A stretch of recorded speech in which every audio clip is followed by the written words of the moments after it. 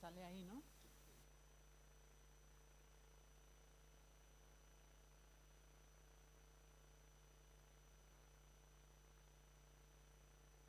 Welcome to the place that makes us feel like we belong, because it is where we feel most alive. It is where we are part of something bigger than ourselves. Anything becomes possible here. We are transformed as we are pushed to our limits, intellectually, personally, professionally. Our minds open and our hearts sing. It is the place we share with people who chase the same dreams and share the same passions, connections that we will keep forever. And above all, the place where we feel at home, where we feel safe. It doesn't matter how far away our journey takes us, its doors always remain open. Because it's not just about the physical space. It is a mindset, a community, an ever-growing network that is present in over 140 countries around the world. Now it's time to connect. It's time to join the community. It's time to feel at home. IE Business School. Welcome to IE Business School Class of January 2021. Or, as our Dean just put it in the video you've just watched, welcome home.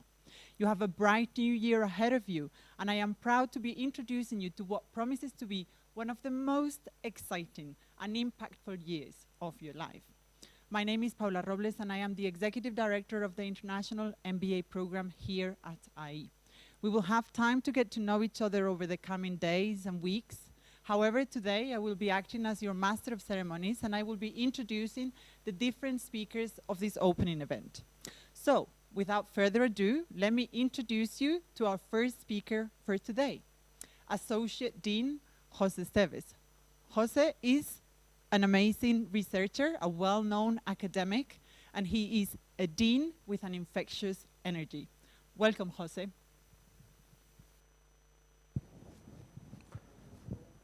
Good afternoon. Welcome to IE Business School Class of January 2021. We are so delighted that you have chosen us, and we can't wait to meet you in person. Despite the challenging circumstances and the snow in Madrid, I think this is a great way to start a new year by acquiring new skills, new knowledge with new goals and new projects. And believe me, you will have a lot of projects and dreams to be realized. And of course, making new international friends. You are about to go through a transformational learning experience. And by the way, this is the time to imagine your future. As IE Business School, for us, and the INBE team in particular, it's an honor to be part of the learning journey you are just starting. As you know, this is the time to reimagine everything. We certainly live in a time that is propitious for change, adaptation, creativity, and discover innovative solutions. As Steve Jobs once said, innovation is what distinguishes leaders from followers. He also said that the crazy people that think they can change the world are the ones who do it. However, before we move to Mars using Elon Musk's SpaceX rockets, probably you know that he is the new richest man in the world, let's try to save this planet. We need more business sustainable strategies and leaders. The global problems we are facing today require new solutions. And the best way to do it is by working together in diverse environments. If you look around for this extraordinary class, what makes so different and so extraordinary is that there are many, many people who are not like you. Diversity is the magic. And this is not about the differences, but it's about your uniqueness and dare to be yourself. Because you learn a lot from people who are not like you. IE is a truly diverse community. And as for today, this is your community. For us, diversity is not only about gender, race, age, or nationality. It's also about diversity of opinion. And as George Martin, the author of Games of Thrones, says, sometimes different roads lead to the same castle. So I strongly encourage you to promote, embrace, and respect diversity of opinion. You are going to see that the most common sentence you will hear is, it depends. Well, and finally, I would like to conclude by telling you that our dream is that you will emerge as lifelong learners with new skills and appetite to create and to manage and to lead a better world after the graduation and beyond. Let me leave you some final remarks about the concept of home.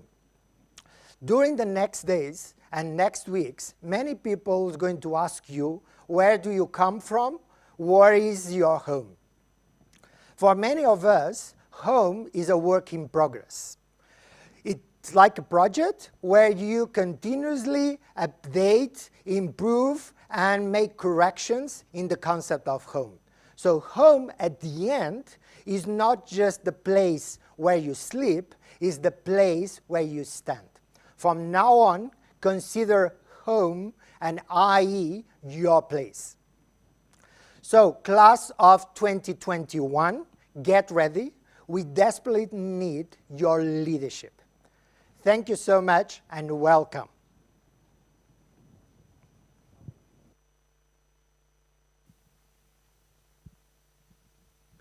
Thank you, Jose. I will now give way to our keynote speakers. The first speaker for this opening event is Leandro Augusto de Oliveira. Leandro is Global Sales Programs Manager, Workplace at Facebook. He is an alumnus from the September 2017 intake, and he was actually chosen as a valedictorian by his peers for, to speak at graduation. So Leandro has actually an amazing international profile and a great personal story to share with you all. Thank you so much, Leandro, and welcome. Hello, class of 2021, and welcome to IE. It's such an honor to be here. I could not ever think I would be doing this again. As Paula just mentioned, I was the valedictorian at my graduation, and I never thought I would share the stage with other students once again. So I am beyond thrilled and beyond happy to be here with you today. So thank you once again for the opportunity. I would also like to start congratulating all of you for the successful admissions to the International MBA program at IE. I'm certain that you will be the bright minds who will become the leaders of the future very soon and will keep up the legacy of our school. As Paula mentioned, my name is Leandro. I was born in Brazil, and I am an IMBA 2018 graduate. I currently live in London, and I only have 10 minutes to talk to you, so I'll try not to spend a long time in my background and my profile, because you have my bio information already with you. In short, I am an engineer who worked in the energy sector for 9 years before I attended my MBA. Those 9 years were split in the first 5 years focusing on operations and account management, and the last 4 years I was working in in-house consulting. Post my MBA, that's when I stopped, went for my MBA, and post MBA, I had my first experience working in finance, specifically on startup investment. That was a short experience when I decided actually to make a move into what I know that I love to do and what I do best, which is working in commercial strategy for tech firms. And that's what I have been doing over the last years. My first job was with a startup in the artificial intelligence space.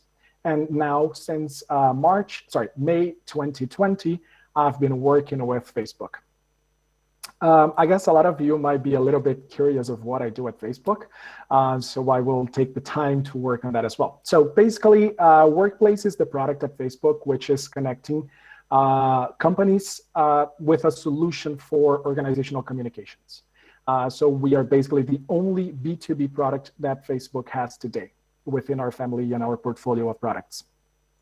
Some examples of my daily tasks could be identifying the right strategy for a new market or for developing or deploying technologies for certain industries, how we use data analytics to increase sales win rates. So it is very much not designing the commercial strategy, but actually making that any plan that is designed by our leadership actually becomes a reality and it is scalable. Professor Esteves just said, like, scalability has to be one of your main topics and must be top of mind for all of you. So for some of you, my professional journey can be considered a successful one. For others, it is not.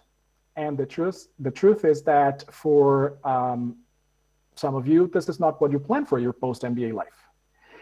Besides, if you agree that I have a successful career or not, both of you know that because you have a vision. But now, during this year, I want you to convert that vision into a plan. And your journey is going to start today. Today is day one, and it's where your journey begins. I recommend you to take the time after the ceremony and write down today what your successful plan is going to look like. Basically, think about what the beautiful and perfect future looks like for you. You will update it, you will change it during the year, but I assure you that having a plan is going to be much easier for you to work on it than if you don't have one. After you have the plan, it is super important for you to draw the path that you believe that will make you reach that goal.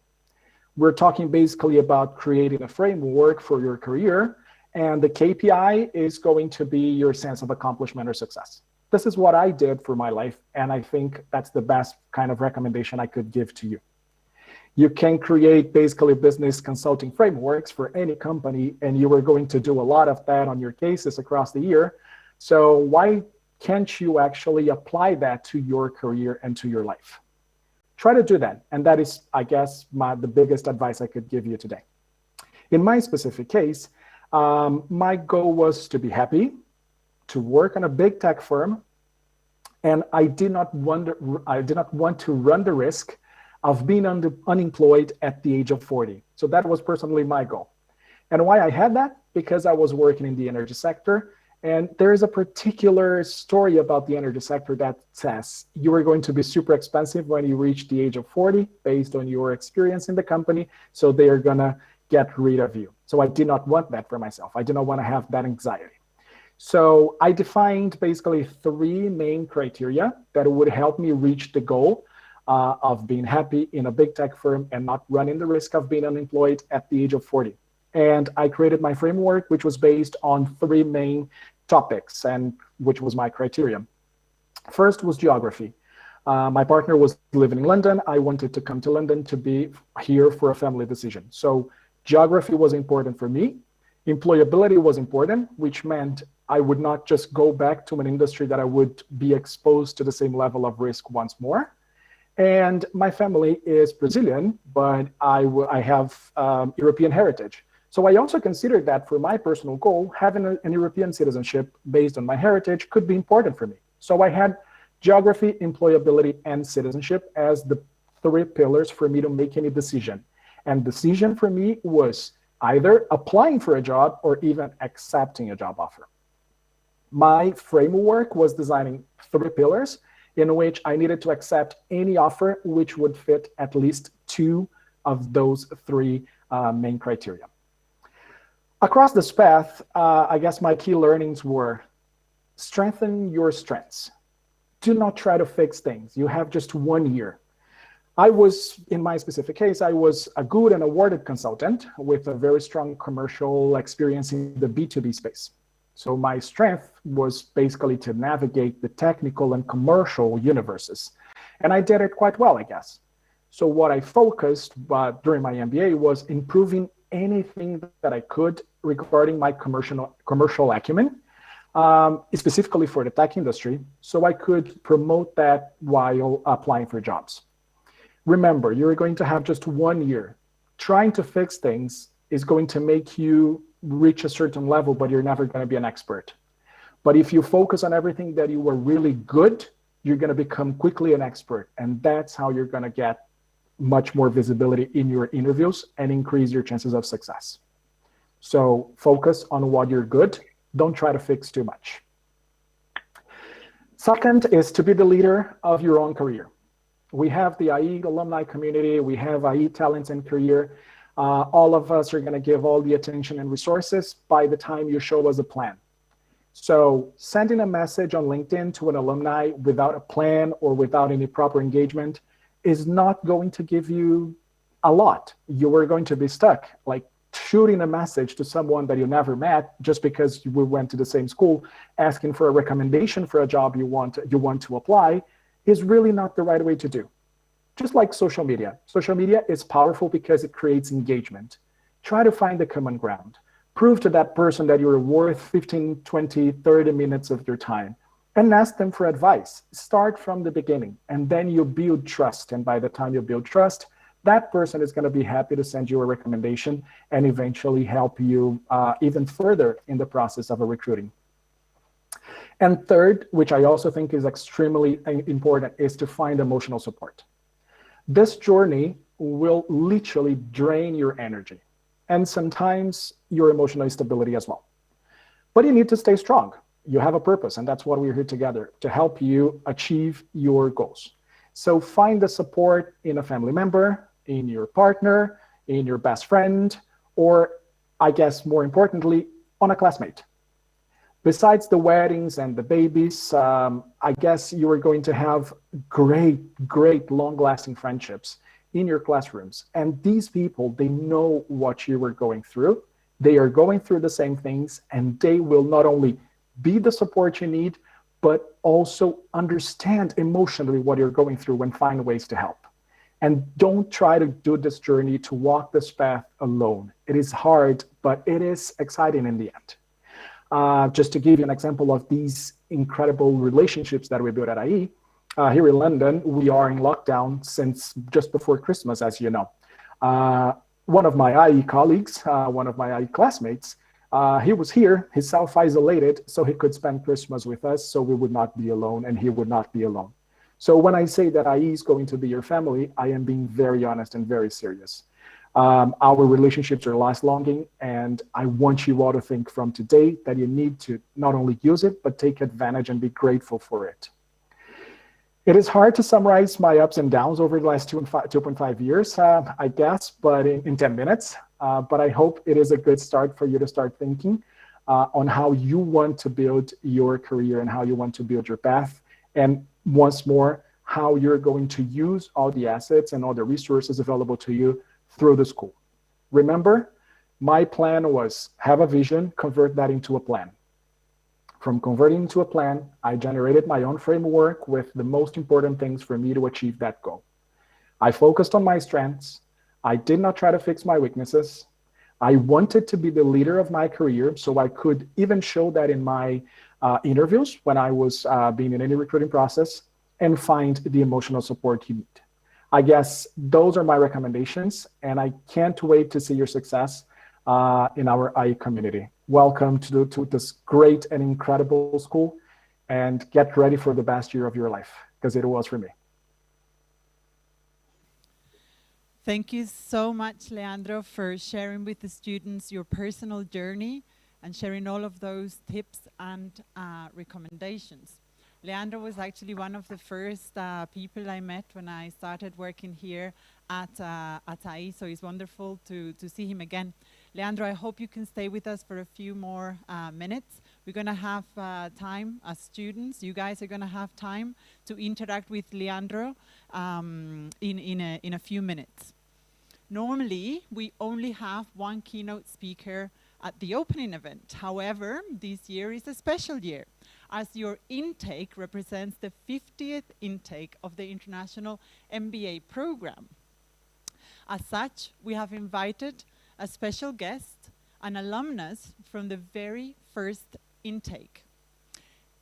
His name is Gerhard Gross, and he is CEO and President at Daimler Financial Services in Mexico. Gerhard is an alumnus from the class of 1985. Welcome, Gerhard. Yeah, thank you very much. Good morning, everyone from Mexico. Last December, 35 years ago, I graduated from the International MBA. So first of all, I would like to thank my alma mater for inviting me and having the opportunity to address you all. I'm going to give you the speech that I wish somebody would have given me 35 years ago. It's a shortcut, hopefully, about what you can expect if you choose, like Leandro and myself, to join a multinational corporation and have a career in a multinational corporation. If you want to become an entrepreneur, please disregard anything that I'm telling you about in the next 5 minutes. So there's two important transitions that you will go through. The first one is the transition from individual contributor to manager. And I'm not going to dwell much on that because I expect that most of you know a lot about that already, or perhaps even have made that transition. Nobody gets hired as a manager. You start as an individual contributor and then eventually you get promoted. But the second one is for me most important because it's not self-evident, which is the transition from manager to executive. Yeah.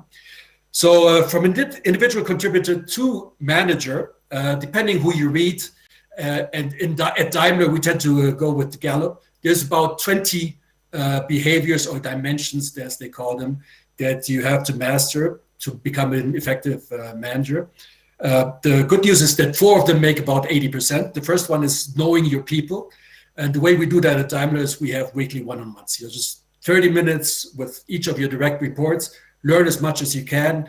What is important to them? What is important for you? You share that. Because the basis of teamwork is trust, and trust can only be achieved with frequent communication. The second one is talking about performance as often as possible, and you do that with feedback, not only corrective feedback, but positive feedback. There's no magic to that. I had a guy come in the other day and who said, "Boss, you know, remember that assignment that you gave me with this customer? I think I may have made a mistake." So I said, "Well, Adrian, may I give you some feedback? When you come into my office and you raise your hand and you admit you made a problem, it makes me want to trust you more. Thank you," with a big smile. Yeah?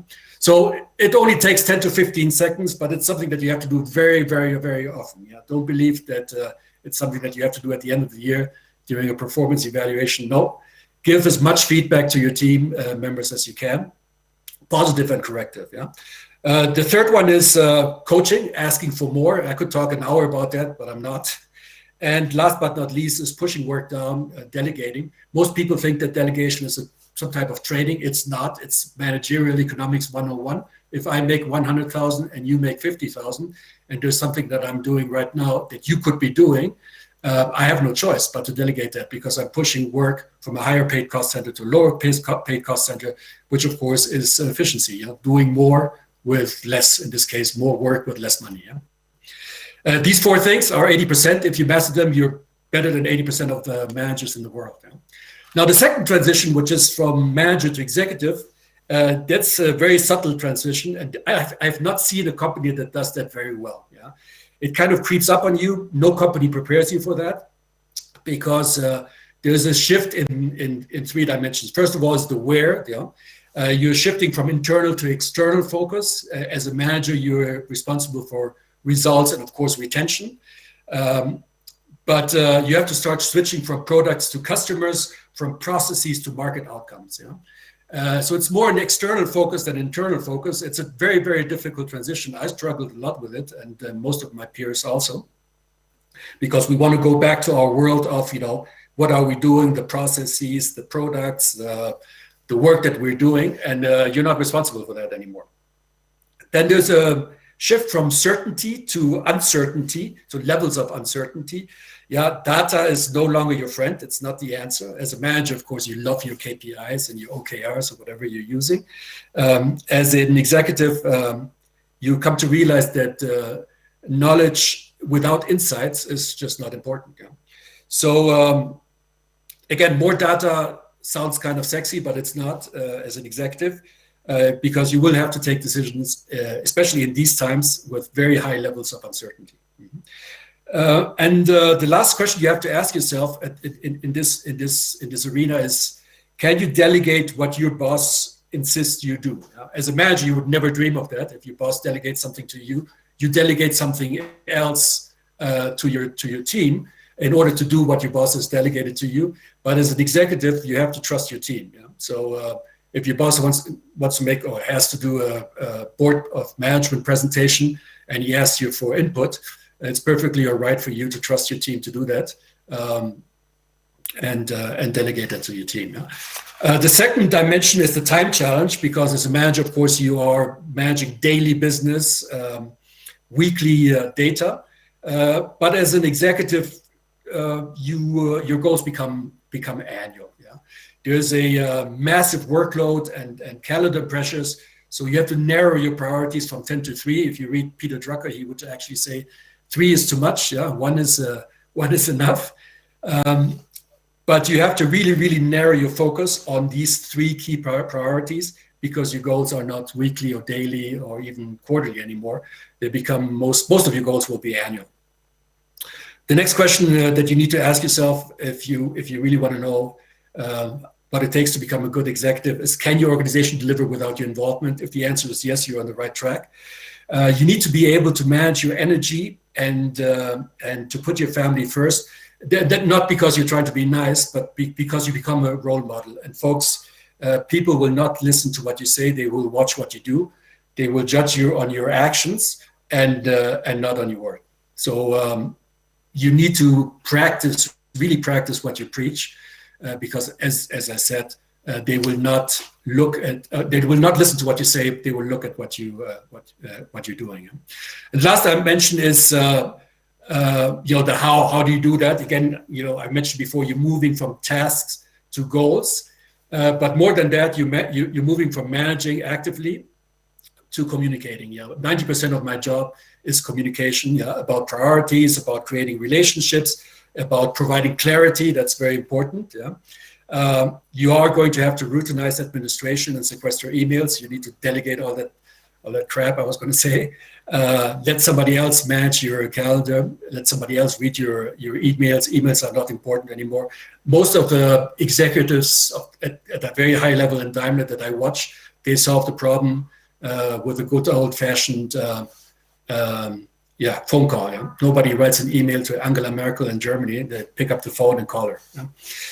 And then very important is, can you accept 80% of success on your second or third responsibilities in exchange for 100% success on your first responsibility? So you're going to have to learn to pick your battles wisely, go for that one thing that makes a difference, and maybe you're not as good in the second and third priorities. Mm-hmm. But again, most of the job that you're going to do is communication, and you're going to have to learn to move from ad hoc to really planned communication. Most of the very high executives in Daimler, if you take a look at their calendar, it's pretty much planned out. They know who they're going to talk to about what for the next 12 months easily. So with that, I welcome your questions. And if you don't have any questions, that's all right. Look me up on LinkedIn. And contact me in the future. And again, thank you very much for listening to me. Thank you so much, Gerhard. It's wonderful to see your engagement with the school, with the university, even after 35 years. And thank you so much for offering the opportunity to connect with you, to our students. Now it is a time when I'm going to turn into the students who are here tuned into the WOW room, and I'm going to see if they have any questions. Now, we have a little technical problem that you all have already spotted, and some of the names are not correct. Okay, some of the names I can see are correct, but some aren't. So I'm going to try to see, okay, how I can describe you so that you can ask the question, and then please call your name or do correct me if the name wasn't correct. Yeah, wonderful. Let's try this one. So, okay, we've got at least one hand raised, and I hope you are Marcos. Marcos, are you Marcos? Marcos, can you hear me, Marcos? Okay, maybe it's not Marcos. The guy in the gray shirt over here. Yes, yourself. Please do. Speak. We need your microphone. You need to unmute yourself, I think. Can you unmute yourself? Yeah, can you hear me now? Yes, wonderful. Are you Marcos? No, I'm Rahul. Well, hello. Please go ahead and ask your question. Yeah, so I just had one question for Gerhard. Like, you have seen your journey from a managerial to an executive position, right? So in terms of decision making, how much time in a day do you actually spend in terms of actually thinking about those decisions, which are pretty much adaptable in nature? And secondly, how things have changed actually, the era which has changed after COVID, how decisions are being impacted because of that? Like, are you making them really fast because the time frame has actually changed? Because if we see a pre-COVID world altogether, we tend to have a lot of time thinking about what we are going to plan in next 5 years and 10 years. But in a post-COVID era, how do you think this decision-making and futuristic planning has actually changed? Okay, so first of all, it's a very good question, because I think it was Kahneman who said that corporations are really decision factories. Yeah, that's all we get paid for. Yeah, making the right decisions. So I set aside time in my calendar to think about things. Yeah, if you go into my calendar, you'll see slots throughout the week that I call deep work, and people know that they shouldn't disturb me. I'm busy during that time, but I don't make decisions on my own. What I do is, if you are a member of my, there's a rule basically. If you're a member of my staff, yeah, your job is to influence me in a positive way. Yeah, there's a problem. I will put it forth to my team, and then they give me their opinions. Yeah, and there's two rules. One is, as long as I have not made a decision, it's perfectly all right to go head to head. We're a German engineering company, so we love that. Yeah, we're not nice. So yeah, it's perfectly all right to go head to head and try to influence me and say, here's what I would do if I were you, Gerhard. Yeah? That's rule number one. Now, eventually I have to make a decision. And the second rule is, once I make that decision, you have to be able to murder the unchosen alternatives. Yeah? Which is basically, if you were proposing B and I choose A, you go back to your team and you explain A is the alternative and B did never exist. Yeah, we're not looking at B, we're not looking at C, et cetera, et cetera, et cetera. So in the world of COVID, all that has happened is these meetings, as I described them, are now taking place remotely, like with you guys. Yeah, I'm looking at your pictures. I'm actually looking at the real Marcos, Hola Marcos, and if you were my staff, I would put forth a question, and then you guys would try to influence me. I would make a decision, and then we run with it. I act the same way. I'm the leader of my management team, of my leadership team, but I'm also the member of the management team of the Americas, where I try to influence my boss, and once he makes that decision, I go into implementation mode immediately. I don't know if I've answered your question. I hope so. Wonderful. Yeah, thank you, Gary. Thank you so much. Okay, I'm going to now give way to Ankuri. I think your name is Ankuri. Am I getting that right? So over here, you have your hand raised. You wanted to ask a question, Ankuri, or am I getting this wrong? Oh, yes. Yes, wonderful. So my question is to Gerhard. I mean, you've worked across multiple positions, and which was the toughest position that you worked, and how did the MBA program supported you in that? Had you not done an MBA, how different it would have been? Well, my first position was, I worked for a company called LeasePlan, yeah, and they hired me as what they call sales manager. At the time, we had a team of 12 people. Yeah, this is one of the largest companies now, not only in Spain but in Europe. But we had a team of 12, and they hired me as sales manager. There was a position. I had nobody reporting to me. There was only one guy in charge of sales. So much for the nice title, but just one dude. And I was lucky. It was right after the MBA. Yeah? I was lucky because I think every country has they're like countries are a little bit like companies. They have their area of specialties. Like Silicon. There's a reason why Silicon Valley is in California in the U.S. and not in Germany. And there's also a reason why Germany has some of the best automotive companies. Now, if I had to pick Spain, the specialty of Spain, and there are many, one of them is banking. I mean, some of the best bankers that I have met in my life were Spaniards. The Spanish banking system, the Spanish finance system is just so good. I had a really good professor for finance. I don't know if he's still there. Well, probably not. Javier Vega in the Instituto Empresa, and this guy blew us away like every day. So I had a really good finance background, and that enabled me to become very effective with LeasePlan. Eventually, I left them. I went to work for a Spanish bank. Then I went to work for Amadeus, which has absolutely nothing to do. And then I got hired by Mercedes-Benz, by Daimler. That was in July 1990. So I've been working for them for more than 30 years.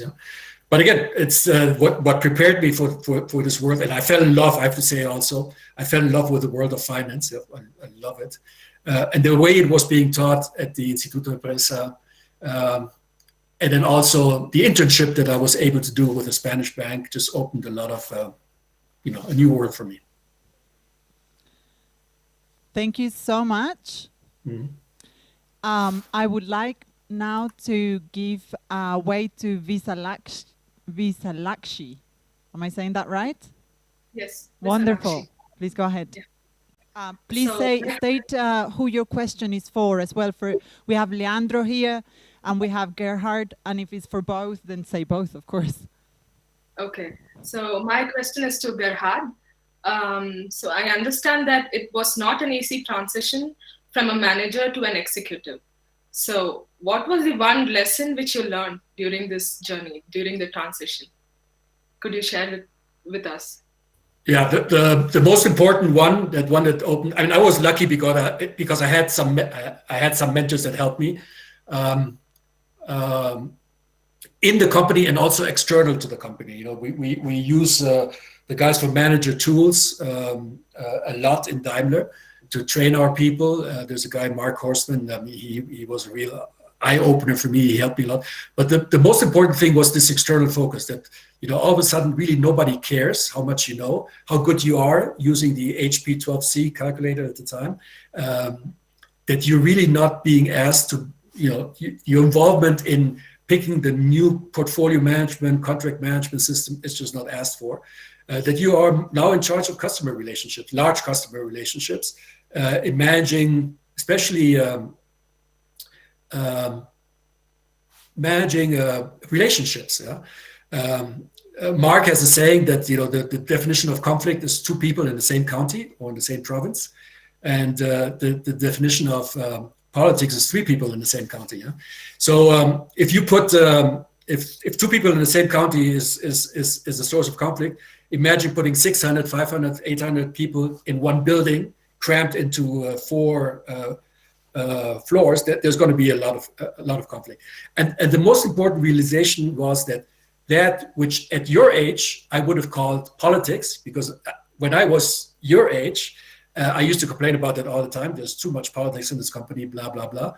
Now we call cooperation. So be a little bit lenient with the old guys like me. I'm 60 years old. So when you see them talking to each other and making deals, and you start complaining about politics, no, that's not called politics. That's actually cooperation. It's really important. Mm-hmm.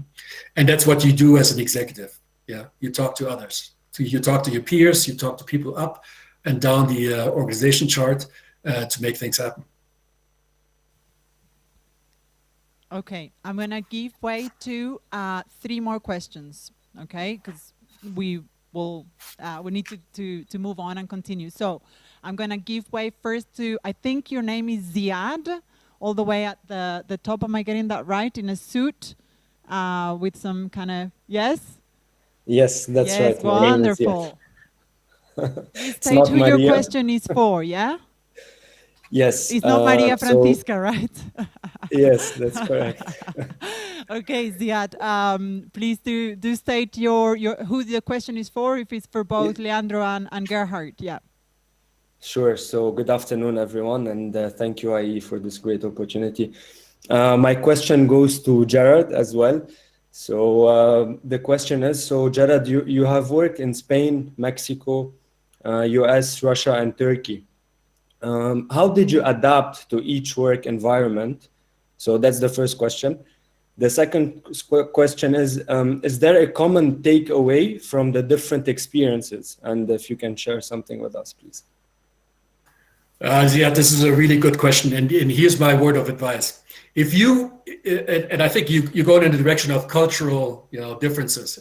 If you take let's compare the body of German managers compared to, let's say, Mexican managers, there's going to be a difference. But the most important realization is the difference between two members of the same group, let's say 2 Germans or 2 Mexicans, is larger than the difference between the total number of German managers and the total number of Mexican managers. So what I'm trying to tell you here is manage individuals.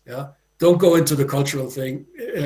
Nobody cares. I've had people in Turkey that have behaved more like Americans than the Americans. I've had Americans that have that have behaviors that make you think more of Brazilians than of Americans. So in the end of the day, just focus on the individual because the differences between 2 individuals of the same group is actually higher.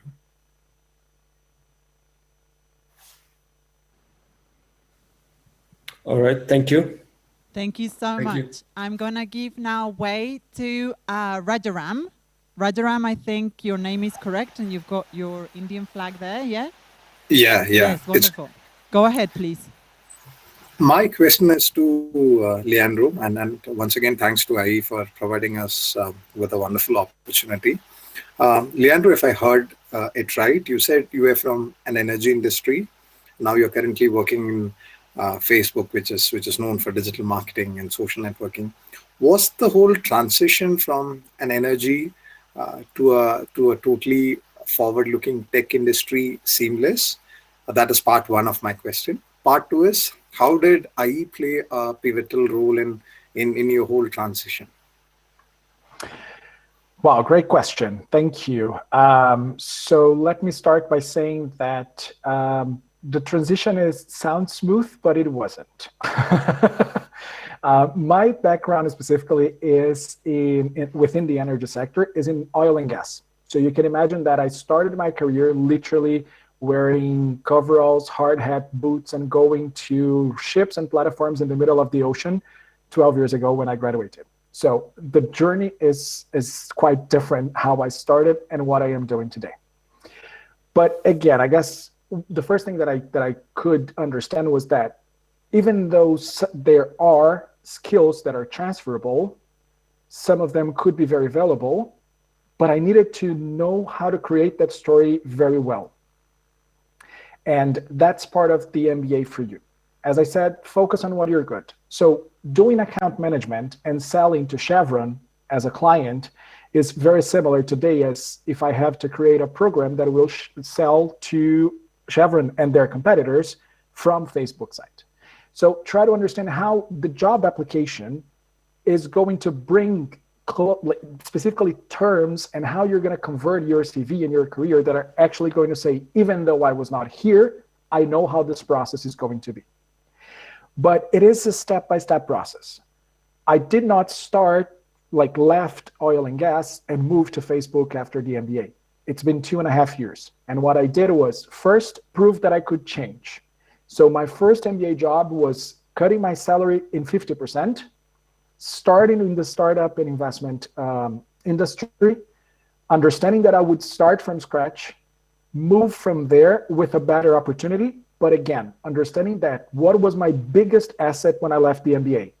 I was probably among the people who could understand very well about technical and very well about business.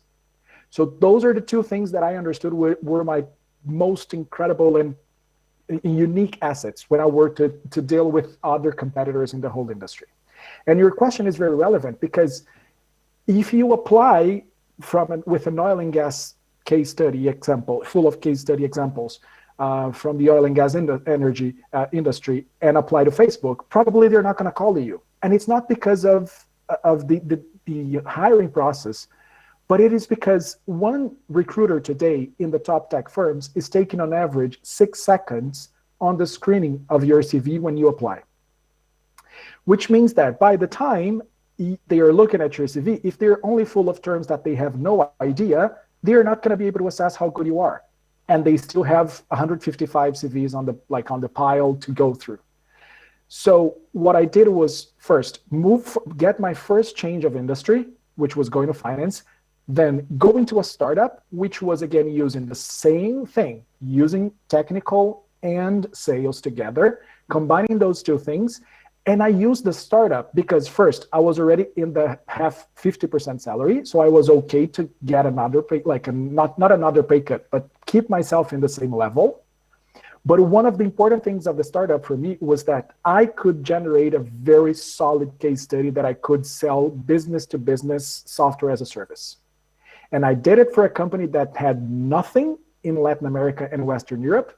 And after 1 year with me, I had customers in 4 countries, and I was responsible for 30% of the revenue of the company. And when I was selling that to Facebook, they'd say, well, this guy can sell software as a service, and he knows how this business works, and he knows how to business B2B works.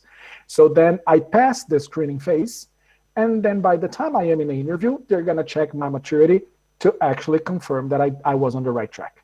So believe that sometimes you need to step back twice so you can move forward slowly.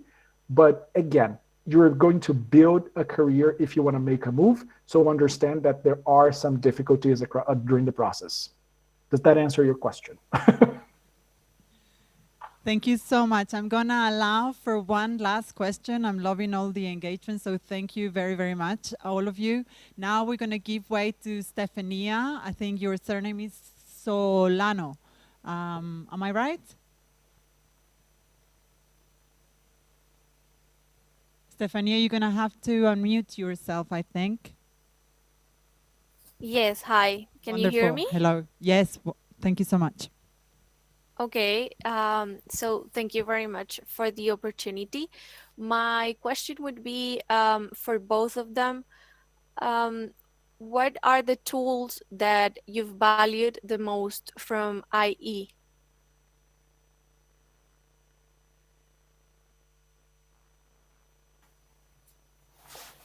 You want to go first, Leandro?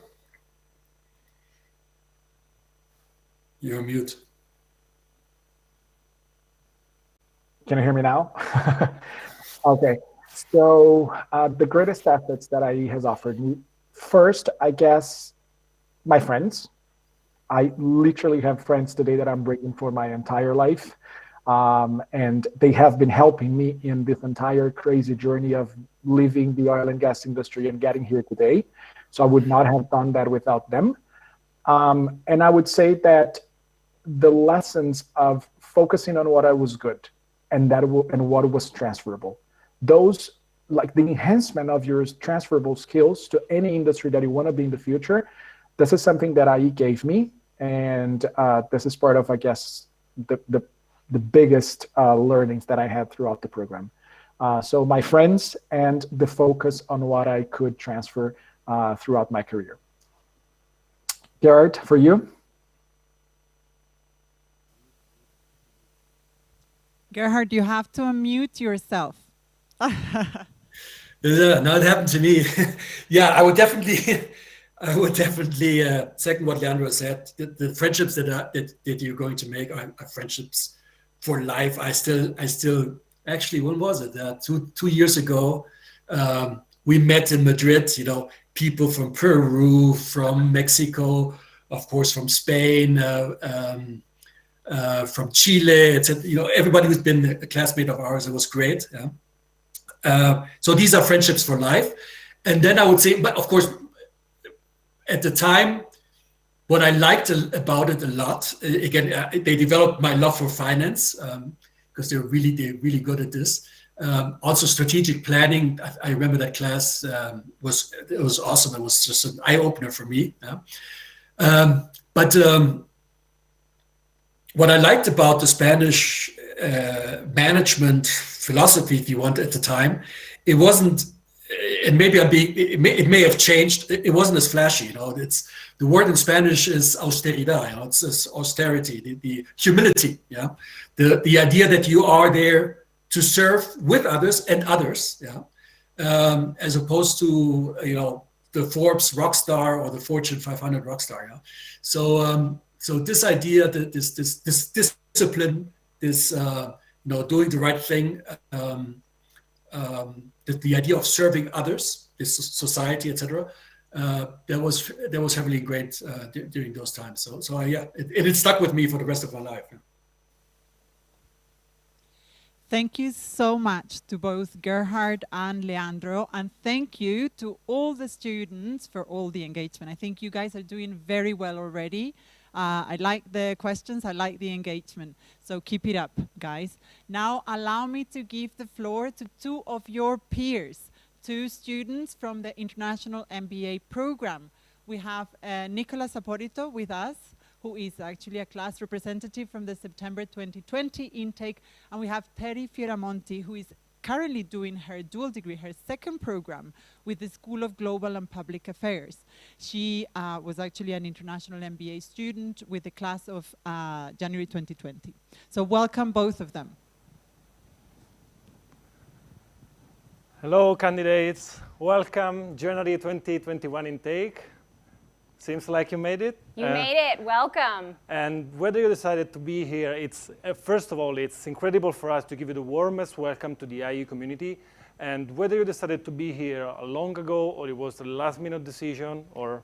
You've made it through admissions. Maybe you're here in Madrid, maybe you're on your way, but you'll be here soon.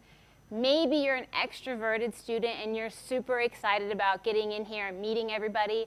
Maybe you're an introverted student and you're a little bit nervous, but this year is all about you. So welcome to Madrid, welcome to IE, and we're very happy to have you here. And this is going to be for sure one of the best years of your life. And it's not just actually us who want to give you a warm welcome. It's also the candidates here around on campus who are really looking forward to meeting you all. And among them, there's one really special candidate, who is Camille, who did the presentation the last year, who has to tell you something. Check out this video.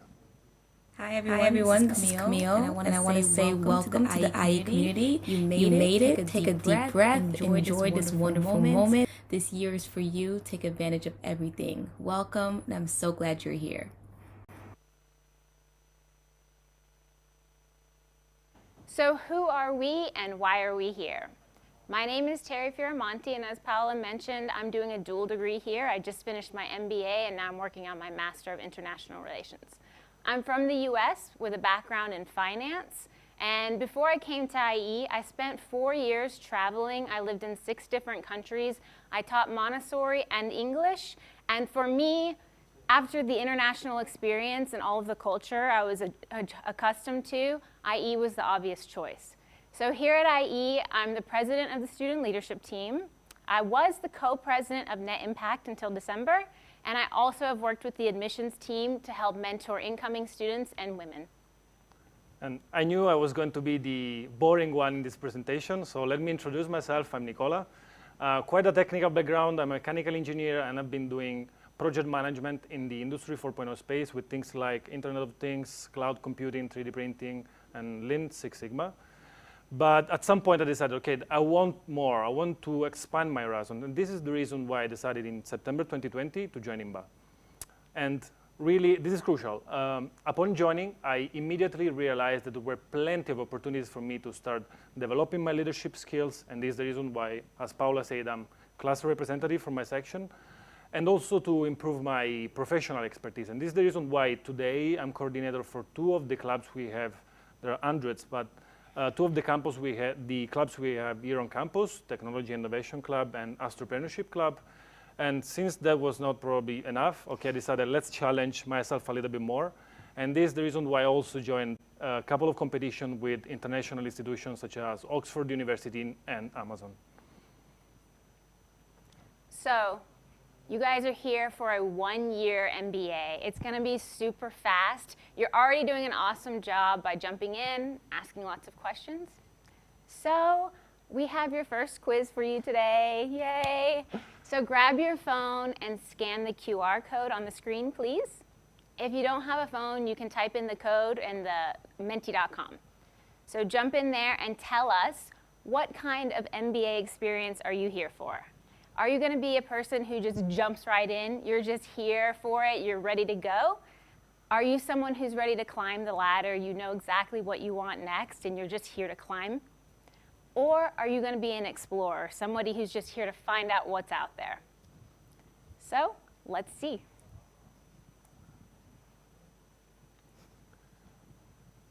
Give us some of your hints regarding this experience. How do you planning to approach this? This will be a great opportunity for you all to get to know a little bit about your classmates too. So we'll see the poll coming up on the screen in just a moment. Okay. There we are. Ah, okay. Interesting. Oh, I was expecting actually something different, but what were you expecting? probably it's like people leveraging a lot on their strengths, so probably a little bit more on the climb side, but I'm glad this is not like this because I see people open to embrace this experience. Yeah, lots of explorers. I was expecting more jumpers. I was kind of a jumper myself, but hey. That's it. Very nice. So the thing is that, well, the answer to this is quite interesting. I will say that people probably will not expect this, but as Jose said, at the end of the day, it depends always. So this is given in the MBA, people. You're going to be surrounded by really, really smart people. And this tells you that basically there's not really right or wrong answer at the end of the day. It really depends.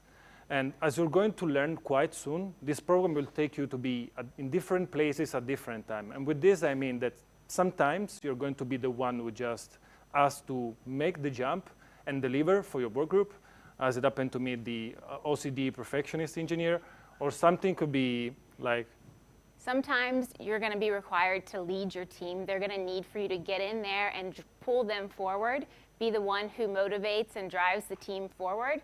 And sometimes you're going to have to figure out exactly what it is that you need, and you're going to have to get in there and prioritize based on exactly your goals and where you want to be this week or next week and what's going on in your life. Well, now, really important. Let's start talking about you guys as IE candidates. And this is really about the community you are going to approach these days in the next few weeks. Yeah. So it's crucial for us to start fostering you to build your network and your relationship now. So the second poll will be for you to tell us whether you're ready in Madrid. So first of all, please grab your phone and scan the QR code or go on menti.com and type in the code. And this is for you to tell us, okay, I'm already here in Madrid. So you probably know there's a little bit of snow now these days. Or you're probably already here in Madrid and the snow is not like preventing you to meet the other people, so you're already meeting the candidates in this intake. Or third one, you're going to be here in Madrid soon and you're ready to meet all these new candidates and live this experience. So we'll have the poll up in just a minute, but hop in there and let us know where you are. This is crucial. And please, we're trying to go skiing in Gran Via at some point. So yeah, so if you're here in Madrid, come on, you can join us for the ski edition. Okay, here we see some of the results. Here we go. Okay, nice. So there's apparently there's a lot of people already here. Yeah, there's a lot of you here. There's a lot of you already meeting, so that's amazing. That's incredible. This is the time to do it because everything's going to get really busy pretty soon, right? Sure. Yeah. And you can see. So if you're not here in Madrid yet, you'll be here soon. So.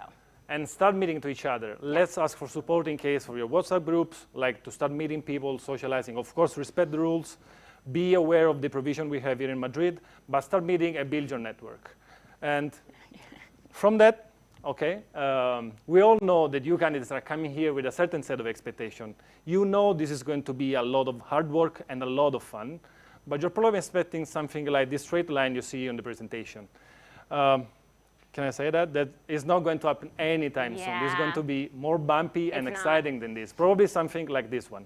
Yeah, guys, this is going to be a roller coaster. The IMBA experience is not going to be a straight line, what you expect. It's going to be a roller coaster of emotions. It's going to be a roller coaster of fun. You're going to be balancing cases. You're going to have finals. You're going to be going to parties and dinner. There's going to be more cases and read your cases. You're going to be balancing so much. You're going to be looking for jobs. Maybe you're doing another master's. So it's going to be all over the place and more cases. So just get in there, expect that it's going to be all over the place, and be ready for it because it's amazing and you're going to love it. So just embrace it. And this is actually the first piece of advice we want to share with you. So time and again, this program will ask you to adapt your communication skills, your leadership style, your attitude in order to deliver and be proficient. And you will soon understand that being able to manage, deliver in such a diverse, ambiguous, and complex environment is nothing but leadership development at its finest. So please embrace it and be ready. And now let's have a look a little bit at the stats regarding your intake. I know this is going to be probably the first chance that you have to have an idea of what this MBA is going to look like. So please, can you go? So it looks like your average class age is about 30 years old. You're 31% women. You have 241 candidates and an incredible 56 nationalities. So it's already been mentioned a few times by other people, but the diversity here at IE is what makes this campus special. So embrace that and welcome to your class. Because actually this number, I'll tell you a story which is way more important. That your work group, the one you're going to have in a few weeks, is going to be a true melting pot of ideas, different perspectives, and cultural differences. So this is one of the most enriching things and experience you will get from this MBA. So please be prepared and be open to it. And now? So this is what Nicolo and I like to call the IMBA Olympics. The Winter Olympics. The Winter Olympics. This is the 3 S's. So there's sleep, social, and study. And everyone will tell you that you cannot do all 3. You can just check out Nicolo's eye bags to see. He's clearly not doing all 3. I'm not either, but I have on makeup, so it's okay. So you guys, you're going to have to balance. You can be the slacker who sleeps and socializes but never studies, but your team will not like you, so please don't do that. You can be the guy who socializes and studies, but then you're going to be sleeping in your class, and your professors won't like you, will they, Nicola? No. No, for sure. So don't do that. Or you can be the guy who only studies and sleeps, but your classmates are never going to let that happen, so don't even try. So let me get this straight. You're probably suggesting the candidates to be something like this. Nicola, who's that? Okay, I knew. This is always awkward. No one knows our mascot. This is Cami. This is a chameleon. And telling you one simple thing, that to be successful in this program, you have to adapt. From time to time, you're going to be the one who sleeps more, who just want to have 8 full hours of sleep. You're going to be the one who study a little bit harder than your work group, and you can also deliver for them. Or you can be the one who's like approaching the people, is willing to be more outspoken and go socializing with others. But the clue for this is adapt. From time to time, term 1, term 2 labs, please adapt and manage.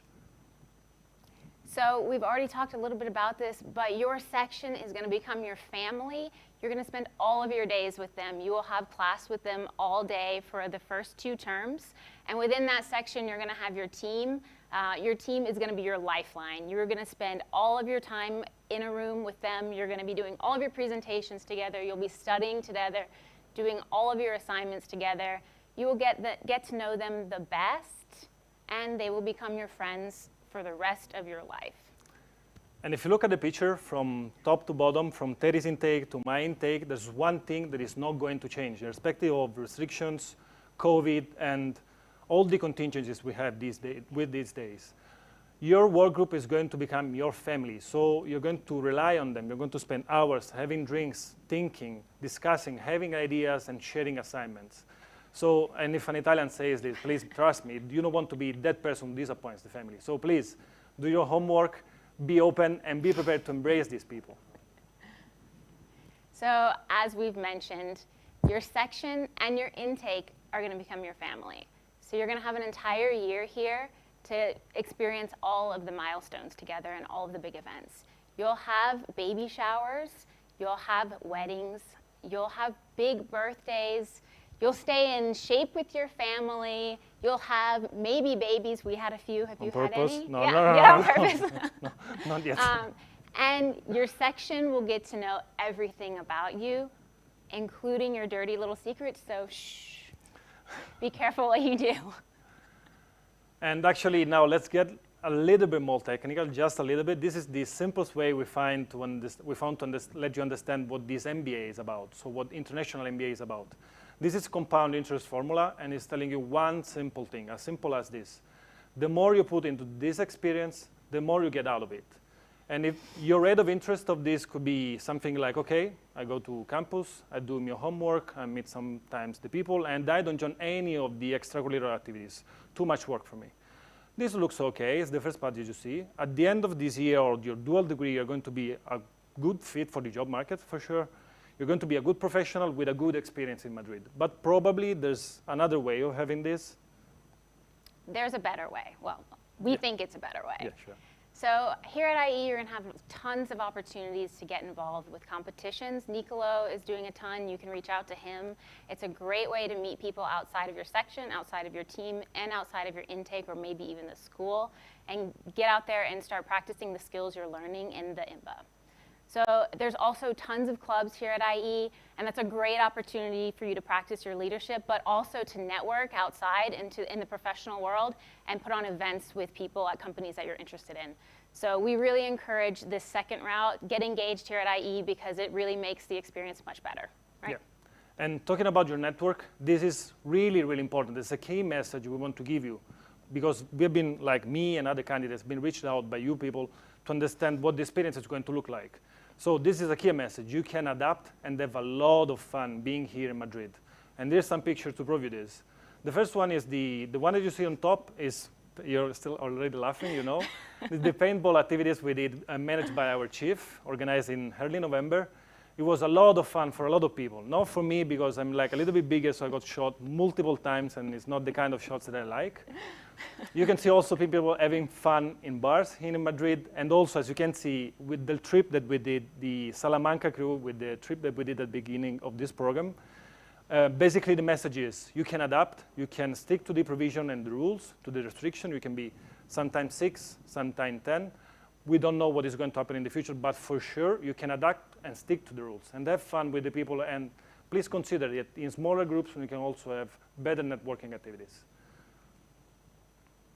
So building on that, there's a ton waiting for you here at IE. We have our traditions. You will have section dinners. Everybody in your section is from all over the place, so you'll have cultural dinners, which will be a great way for you to experience what the food from your classmates is like. There will also be events. Some of the major events coming up here are IE Day in March. There's a big tech conference that if you're interested in tech or if you want to learn more, that's a great opportunity. Global Village will be in April. It's a cultural event. And then one of our biggest events of the year is IE Venture Day. And it's an amazing opportunity for you to get to see your classmates pitch their startup ideas to investors. And now let's talk about a little bit of safety. Because guys, remember, today on, you're going to be a member of a community. So it's your responsibility as a member of this community to protect the people you have around you and to protect your community. There's many ways of doing this. There's the one on the left that is probably not like the most funny and friendly one. No, we shouldn't do that one. No. Don't do that. You can also be the super annoying one, but I will say that there's a way in between. There's a way in the middle of this where you can, as I said, have fun, stick to the rules, and protect the people around you. So this is really important. Please mind when you get here on campus. And now let's do the top 5 tips we have for you. First of all, will be the Olympics, the Winter Olympics. So please be successful, minding that you can manage between sleeping, studying, and socializing. You do not have to just get rid of one of these to be successful. You should adapt from time to time. Second thing, as you are here, you're probably a top performer. And this is the reason why all of us expect you to be like really, really successful, also for the grades, also for the results you have from your assignments. But that's not the key. That's not the point. This experience is also about the network, the relationship, and the memories and experience you can create with the people around here and your candidates. And third one is, please mind, Madrid is a big city. Yeah. So whenever you get here, whenever you're trying to find a place for yourself, please be aware not to get scammed. So in case, please ask for support. Watch your belongings at all times. Don't put them down. And please mind that, as I said, Madrid is a big city.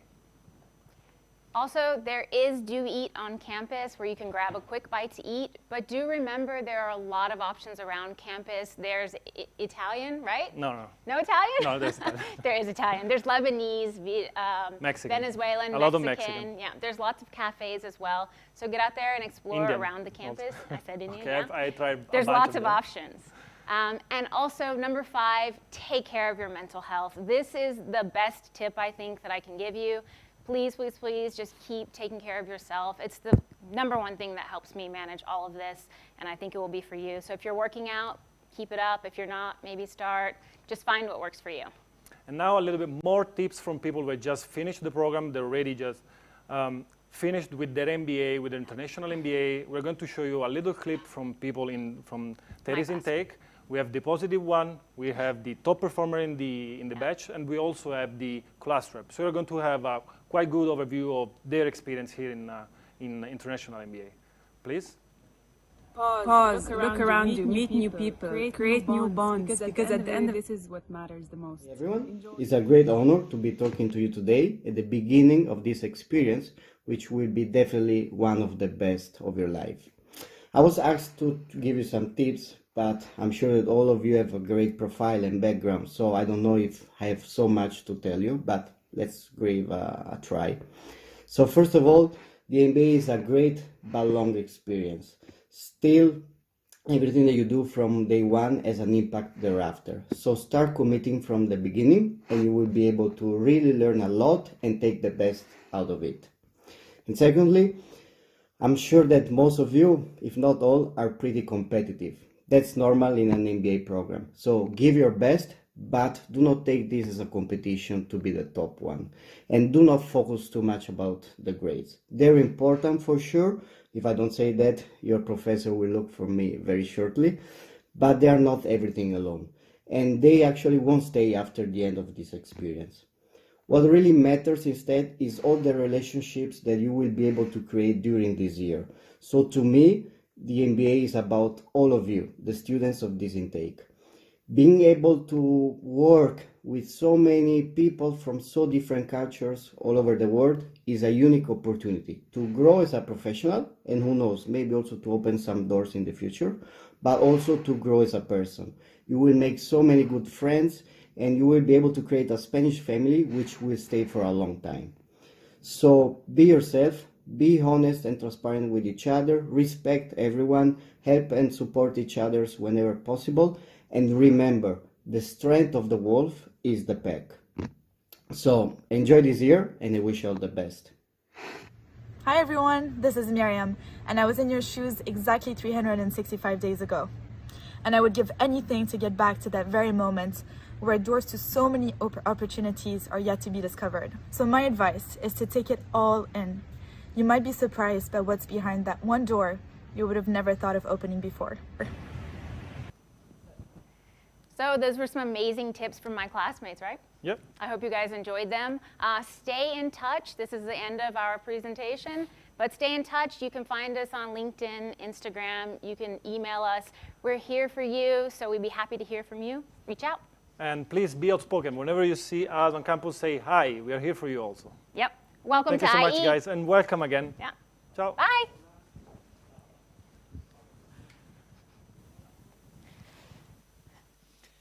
Thank you so much to both Terry and Nicola. I'm sure you all agree that they have done an amazing job. They've put together a fantastic presentation and have shared really, really excellent tips and tricks for your MBA. So it is now, we're entering the last part of our opening event. And I am proud to introduce you to our last speaker, Martin Böhm, the Dean of IE Business School. Welcome, Martin. Thank you very much, Paula. I know it's going to be an incredible, difficult task. You have had the most amazing speakers, alumni, students, program management. So actually adding something is going to be truly challenging. So let me focus only on a couple of key messages. First of all, welcome. Welcome to the International MBA program. Welcome to IE Business School. And most importantly, welcome to the IE community. You have already learned, you have already heard that this is a very special intake. You have already met Gerhard all the way up there, who was one of the pioneers who embarked on this IMBA, on this international MBA journey. So what you will be seeing over the next few months is a couple of special events where we're going to feature alumni, esteemed alumni of the different intakes and showcase them on campus, but also as well online. So please stay tuned and make sure that we support this and celebrate this very special, this very important intake for us. As I already pointed out, welcome to the IE community. Actually, I would rather say this community is yours. You are actually the community. IE is you. So what I just recommend you is as well to make it your own. You drive it, you define it, you make sure what the IE community is all about. So in order to provide you a little bit with a context, allow me to give you some statistics. We have already seen from the students before me that it's about numbers, it's about formulas. So let me throw out a couple of numbers as well. Our community is composed of about 50,000 members. As you can imagine, the most important or the largest part of these 50,000 members are our alumni who are really spread all over the world. You will certainly find in every country on this globe an alumni of IE Business School.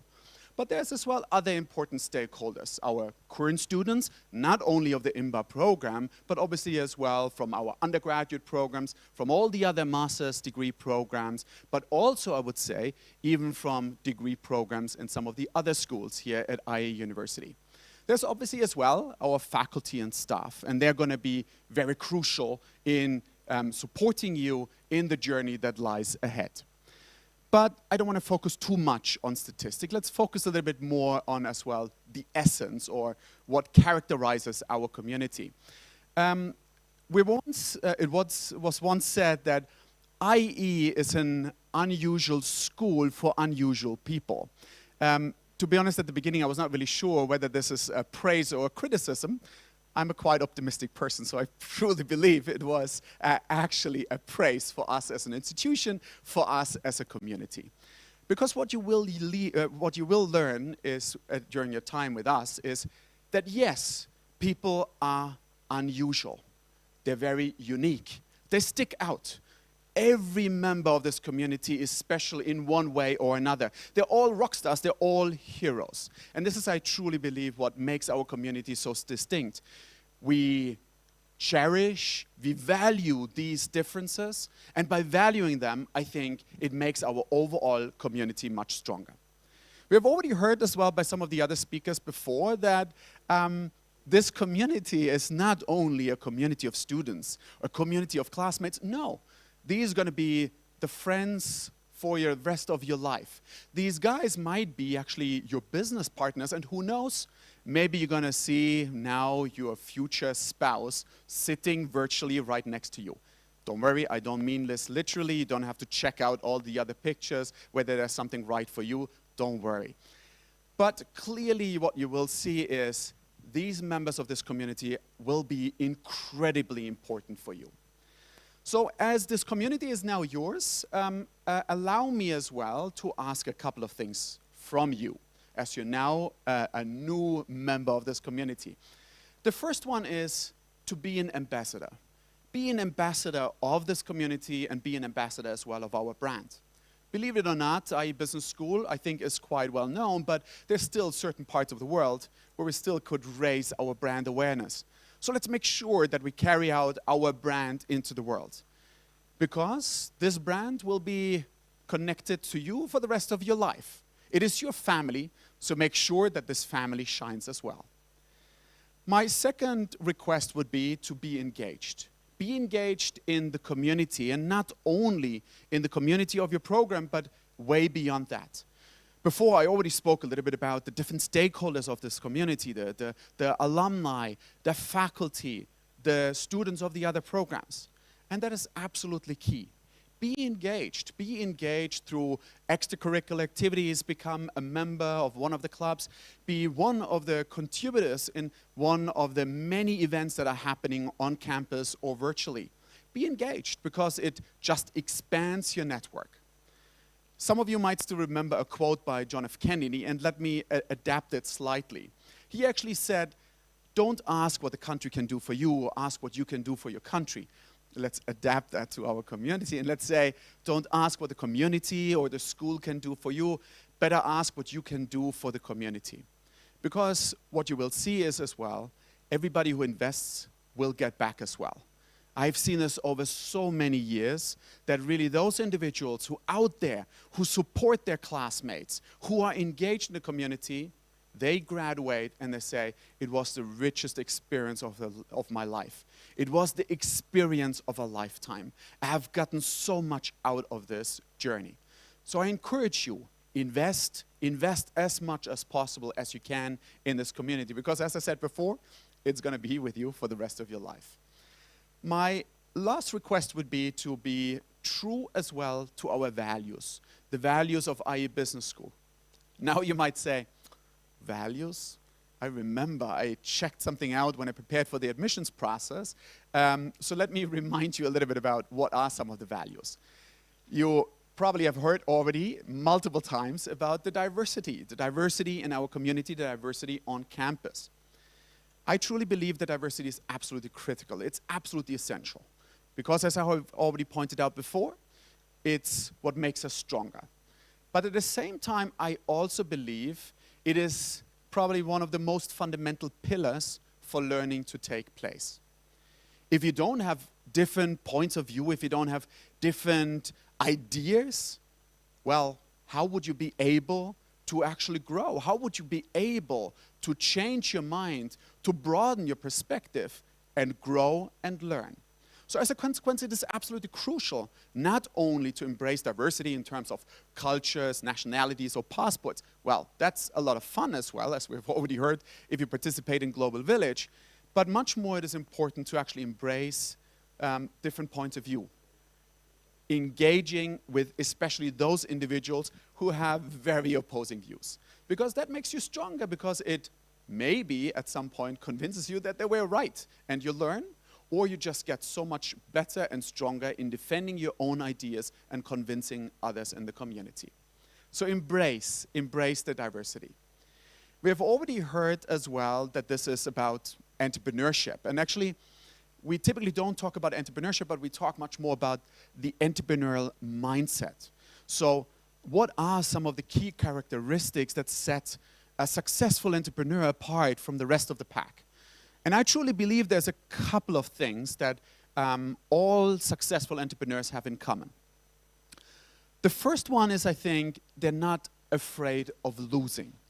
And allow me to quote here someone who has been, at least for me, to some extent an idol. He's actually an athlete who now has already been retired for quite some time, Michael Jordan. So some of you guys might still remember him, and especially if you're into baseball or basketball, you certainly might remember him. He actually said, during my career, I missed more than 9,000 shots. I was entrusted in taking the game-winning shot more than hundreds of times. I missed over and over again. And this is because why I succeeded in life. So sometimes, yes, you have to take the game-winning shot, and yes, sometimes you will miss, but you just have to push harder. You have to just try again, win back your confidence, and push even harder in order to eventually succeed. In order to do that, I think you can't be afraid of losing. So just give it a try and just push harder. Now coming back to the academic sphere, obviously I wouldn't make it a habit losing, especially when it comes down to your accounting exam. You will learn over the coming days. If you fail the accounting exam multiple times, well, there is as well an end to failing, or at least an end to this program. So don't take everything too literal, what I'm saying here. What is important as well, and I think it has already been mentioned as well, and is, I think, as well a key characteristic of entrepreneurs, is that they're actually not only comfortable with losing, but they're also comfortable with change, with a changing environment. Actually, Master Yoda of the Star Wars trilogy, he actually once said, "The future in constant motion is." And I think it has never been more true today. I think our context, our environment is changing every day. It's changing essentially every minute. Can I travel? Can I leave my house? Can I meet with 6 individuals or 10 individuals? But that's only affecting our social life. But as you will learn, especially in business school, it's not only about social life, but this social behavior is going to have a fundamental impact as well on whether businesses are successful or not. Whether if you run an airline, whether you actually survive the coming months or not. Or whether you are an executive at Netflix and you're thinking, wow, this is the best thing that ever happened to us. This is better than everything before. So you will see that things are constantly changing, and we certainly constantly have to adapt. So the key, I think, in order to be successful is not only being capable to adapt to this changing environment, but actually trying to foresee it to some extent. Try to pick up some of the trends and actually be proactive about the future. The great thing is the future is not written yet. So you have it in your hands to define what the future actually holds. So go out there, be proactive, and mold your own future. Write your own story. I think that's going to be critical for you, and I think it's critical as well for any entrepreneur. I think I could go on and on. The message I want to make here is embrace the entrepreneurial spirit that you're going to be living here on campus when engaging with your classmates and with all the other stakeholders of the community. A third value that I think defines our community is the humanities. And now you're going to say, well, I signed up for a business school. I'm not signing up for a liberal arts college. Yes, absolutely, you're correct. But when we talk about humanities, we're not talking about the liberal arts. When we talk about humanities, we're talking much more about developing a holistic vision of the world, a global vision of the world. In this particular case, not global in a geographic sense. So again, we see today, or over the past few months, we have learned that having a holistic vision of the world is absolutely crucial, is absolutely paramount in order to be successful in this new normal. Nowadays, we see, as I already pointed out, that political restrictions or health restrictions are defining whether our business is going to be successful or not. So we have to actually understand how other stakeholders, other parts of our society and economy might be influencing the success of our business, of our ventures. And this is what we're trying to embrace here at IE Business School as well. Try to provide you with a holistic vision of the world to not only think about the bottom line, not only think about finance, marketing, economics. No, to have a more broad vision of the world. Having a complete understanding of what are the technology trends and how they're going to affect us, how they're going to be affecting me, how can I leverage them? How is the political environment shaping the opportunities that I'm seeing in the market, and so forth and so forth. Clearly, I want to stress one important point here, and that is sustainability. Sustainability in all its different dimensions, in all its different aspects. This will be absolutely critical as well, and you're going to be seeing as well over the next few months that this is something that we're placing a lot of emphasis on. Let me now wrap up, because I know I said at the beginning that there's very little I can add. The problem is I'm a faculty member as well, and we could talk for hours or actually days if you don't stop us. But let me stop here. Let me summarize really the key issues or the key important messages I want to bring across. First of all, welcome. Welcome to the IE Business School community. I know that you're going to be in for the ride of your lifetime. So please buckle up, but also enjoy. I want to say as well, congratulations. Congratulations, because you made it into the program. And I know it was not always easy going through the admissions process, but now you're here. Unfortunately, it's not over yet. We have already heard it's still going to be challenging. So please invest the effort in order to make sure as well that we're going to see each other again in about 365 days. And with any further ado, once again, welcome to IE Business School. Welcome to the IE community. This now concludes this opening event. I hope that soon we're going to be seeing each other again on campus. If not, online. Thank you so much, and goodbye.